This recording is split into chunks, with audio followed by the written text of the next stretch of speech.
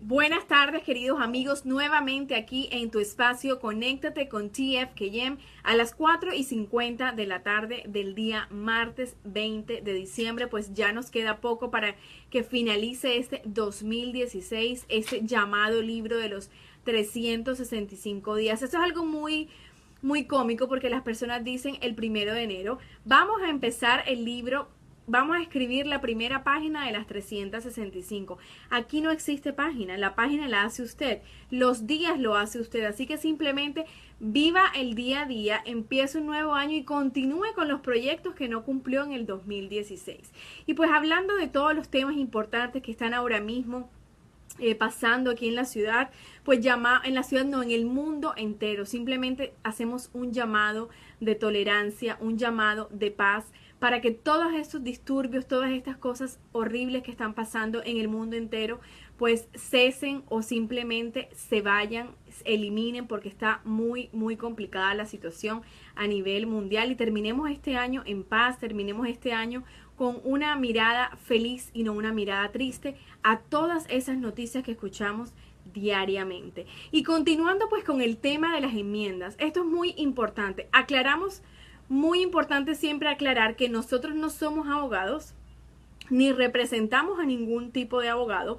Simplemente queremos dar información que usted debe conocer. Información sobre las enmiendas de la Constitución de los Estados Unidos. Y el día de hoy vamos a hablar sobre la enmienda número 5. La enmienda número 5 dicta lo siguiente. Ninguna persona será detenida para que responda por un delito punible con la pena de muerte u otro delito infame, sin una autodenuncia o acusación formulado por un gran jurado, salvo en los casos que se presenten en las fuerzas terrestres o navales o en la milicia, cuando éstas estén en servicio activo en tiempo de guerra o de peligro público. Tampoco podrá someterse a una persona dos veces por el mismo delito, al peligro de perder la vida o sufrir daños corporales. Tampoco podrá obligársele a testificar contra sí mismo en una causa penal, ni se le privará de la vida, la libertad o la propiedad sin el debido proceso judicial. Tampoco podrá enajenarse la propiedad privada para darle usos públicos sin una compensación justa. Muy importante. El derecho contra la autoincriminación se describe en la quinta enmienda a la Constitución de los Estados Unidos y también se extiende a las jurisdicciones estatales y locales. Cuando alguien ejerce este derecho, generalmente decimos invocó la quinta enmienda. Yéndonos un poquito pues a la historia, el derecho contra la autoincriminación proviene de la negación de los puritanos a colaborar con los interrogadores en la Inglaterra del siglo XVII. Generalmente se les coaccionaba o torturaba para confesar su afiliación religiosa y se los consideraba culpables si guardaban silencio.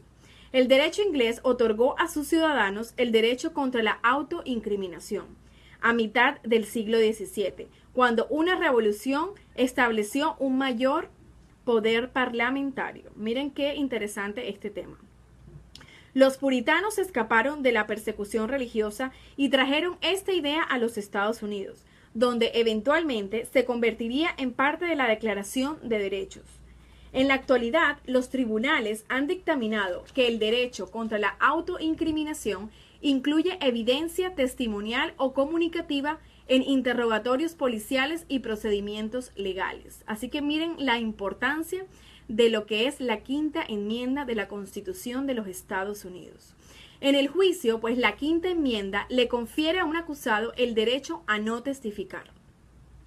Esto significa que ni el fiscal, ni el juez, ni el propio abogado del acusado pueden forzarlo a subir al estrado contra su voluntad, es decir, nadie lo puede obligar.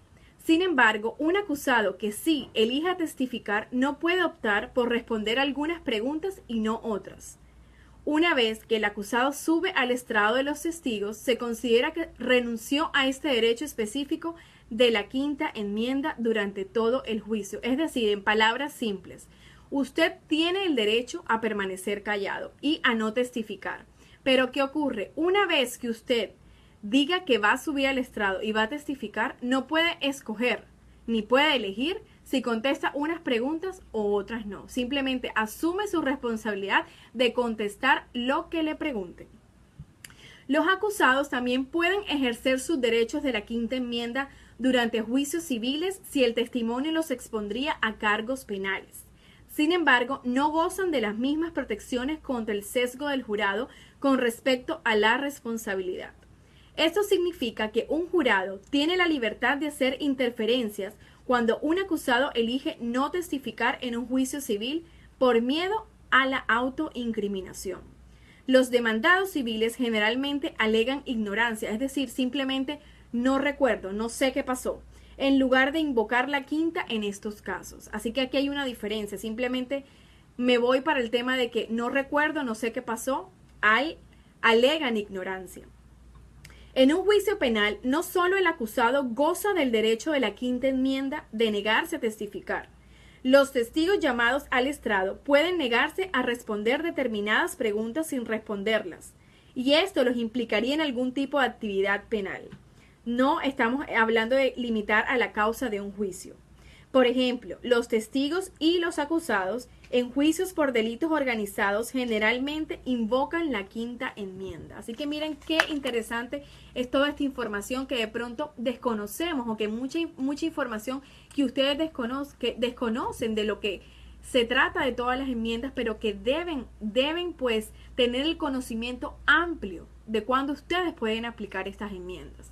Sin embargo, pues a diferencia de los acusados, los testigos que ejercen este derecho pueden hacerlo de una forma selectiva y no renunciar a sus derechos al momento de responder las preguntas. Asimismo, a diferencia de los acusados, los testigos pueden verse forzados por la ley a testificar. Generalmente, cuando hay una citación judicial, es cuando ellos están obligados a testificar. Basándonos en lo antes descrito, pues es importante resaltar que en base a la enmienda nacen los denominados derechos Miranda. Ustedes escuchan los Miranda Rights. Eso yo creo que lo hemos escuchado todas las personas que estamos aquí en este país o en cualquier país del mundo, los Miranda Rights, porque eso lo podemos escuchar, lo hemos escuchado en películas, en cualquier noticia que ha tenido un desglosamiento pues mundial. Y los Miranda Rights, que son simplemente los derechos Miranda, dicen que todas las personas detenidas por la policía deben ser informadas de 4 cosas antes de ser interrogadas. Ojo con esto, si usted es detenido, usted tiene que saber estas 4 cosas. Vamos a volver a aclarar el punto. No quiere decir que esto vaya a pasar si usted se ve en una situación que lo detiene un oficial de la ley, ni que tiene que hacer porque usted escuchó en Conéctate con TFKM, con Toy for Kids Miami, que tenía que hacer esto y lo otro. Simplemente estamos colocando ejemplos, damos información a la comunidad, pero no sugerimos lo que usted debe de hacer en cualquier situación que incluya a un oficial de la ley. ¿Qué dicta esto? ¿Cuáles son las 4 cosas que usted debe escuchar por ley? La primera, tiene derecho a guardar silencio. La segunda, cualquier cosa que diga puede y será usada en su contra en un tribunal judicial. Tercera, tiene derecho a un abogado. Cuarta, si no puede pagar un abogado, el tribunal le asignará uno. 4 claves, 4 cosas que usted debe escuchar por derecho y tiene que tener en cuenta cuando se encuentre en una situación de esta. Estas frases y el procedimiento son muy conocidos por todos los norteamericanos y por la mayoría de las personas, como les dije anteriormente, a nivel mundial. Pues se han hecho muy famosos por diferentes programas de televisión, películas, como les había antes mencionado. Pero vamos al punto. ¿Qué pasa si la policía no me informa sobre mis derechos Miranda? Si no me lee mis Miranda Rights. Entonces, ¿qué ocurre? Cuando los oficiales de la policía interrogan a un sospechoso detenido sin antes proporcionarle la advertencia sobre los derechos Miranda, cualquier declaración o confesión que haga se considera involuntaria y no puede usarse contra el sospechoso en ningún caso penal. La evidencia descubierta como resultado de esta declaración o confesión probablemente también se elimine de la causa. Ojo, probablemente no quiere decir que se va a eliminar de la causa. Existe una probabilidad. Vamos a ponerles un ejemplo, vuelvo y repito. Supongamos que Juan es arrestado y no le leen sus derechos Miranda. de los oficiales de la policía interrogan a Juan porque Juan robó un banco. Sin saber que tiene derecho a guardar silencio, Juan confiesa pues haber cometido el robo y le dice a la policía que el dinero que se robó en el banco lo tiene enterrado en el jardín de su casa. Entonces miren la situación. Juan se ve que está en medio de una situación legal, está arrestado porque cometió un delito de robo. Pero ¿qué ocurre? Que los oficiales de la policía no le leyeron sus derechos y Juan no sabe que él podía mantenerse callado. Entonces simplemente él dice, sí, yo robé el banco y el dinero pueden buscarlo en el jardín de mi casa. Como resultado de esta información, pues simplemente la policía va y busca el dinero que Juan dice que está enterrado en el jardín de su casa. Cuando el abogado de Juan cuestione la confesión ante el tribunal, es probable que el juez decida que es ilegal, simplemente porque violaron sus derechos, los 4 puntos que anteriormente les mencioné. Entonces, esto significa que no solo se eliminará la confesión de la causa contra Juan, sino que también deberá ignorarse el dinero porque se descubrió, únicamente como resultado de una confesión ilegal. Ojo, aquí no estamos diciendo que pues Juan se va a quedar con el dinero que estaba escondido en el jardín de su casa. No, simplemente que a él no se le leyeron sus derechos y esto se considera ilegal ante un tribunal. Entonces son muchísimos puntos los que tenemos que tener en esta enmienda, pero siempre usted tiene que tener en la mente que tiene derecho a permanecer callado, tiene derecho a que vaya a ir a un tribunal judicial y tiene derecho a un abogado, y si usted no puede pagarlo, pues el gobierno le va a asignar un abogado para su defensa. 4 cosas importantes, 4 puntos importantes claves que pueden definir la situación de una persona en cualquier pues situación legal a la que ésta se encuentre. Así que muy importante, usted no tiene que tener miedo si usted lo detiene un policía, usted no tiene que tener miedo si usted no ha hecho nada malo y lo detiene un policía y, por ejemplo, usted va manejando y no tiene licencia de manejar. Ok, usted puede permanecer en silencio hasta que un abogado lo represente. Usted va a ir arrestado, es posible que vaya arrestado porque está manejando sin una licencia válida de la Florida, pero usted tiene estos derechos que deben ser leídos en el momento del arresto. Muy importante, deben ser leídos en el momento del arresto. Y volvemos a repetir que no somos abogados ni representamos a ninguno, simplemente queremos que usted tenga esta información para que pueda ser usada en una situación de estas. Y bueno, mañana seguiremos con el tema de las enmiendas. Vamos a tocar otra enmienda.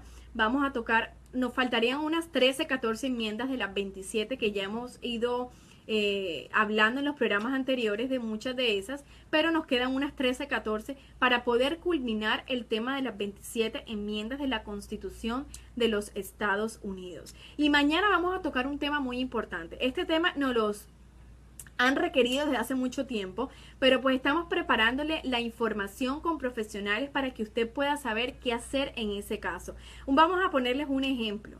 Usted, un papá latino, un papá que viene de Venezuela, de Colombia, de cualquier país de Centroamérica, Suramérica, pero usted está criando a sus hijos aquí en este país, pero desafortunadamente el idioma de usted es el idioma español. Usted está aprendiendo inglés o simplemente no lo habla. Entonces, ¿qué hacer como papá latino cuando tus hijos adquieren un segundo idioma? A ver, ¿qué pasa con eso? ¿Qué responsabilidad tú le transfieres a tus hijos? ¿Qué pasa cuando tú eres un papá que estás en una situación y de pronto es una situación en la que requieres hablar el idioma inglés, pero que simplemente tu hijo es el único que entiende el idioma inglés en tu casa? Entonces tú le vas a transferir a tu hijo una responsabilidad y luego esas responsabilidades que le estás transfiriendo a tu hijo nada más porque tú no hablas el idioma, es la que va a generar irrespetos, es la que va a generar que tu hijo considere que tiene un poder sobre ti que es falso, que no existe. Entonces, ¿cómo podemos hacer los papás latinos que tenemos hijos que tienen un segundo idioma, pero que ese idioma yo no lo manejo? Es muy importante, así que mañana vamos a tocar ese tema, les vamos a dar unos consejos, consejos que nos los han dado los profesionales para que nosotros se los transmitamos a usted. ¿Eres un papá latino? ¿Tienes una situación similar? Pues mañana aquí en Conéctate con TFKM puedes saber qué hacer en esta situación. Y bueno, les vamos a tocar también otros temas de interés para finalizar del año, para que todas sus resoluciones de año nuevo se cumplan. Y como les volvemos a repetir, no es que va a empezar un libro de 365 páginas. Es el mismo libro que usted tiene este mismo año, que si usted no lo ha terminado, simplemente continúe la historia, continúe haciendo los proyectos, porque no quiere decir que se acabó el 2016 y se acabó el proyecto que no terminé. No, usted tiene que continuar con los proyectos porque simplemente sigue otro año con un número diferente, pero su vida es la misma. Bueno, mañana nos encontramos aquí en Conéctate con TFKM y les deseamos a todos una feliz tarde. Gracias por su audiencia. Bye bye.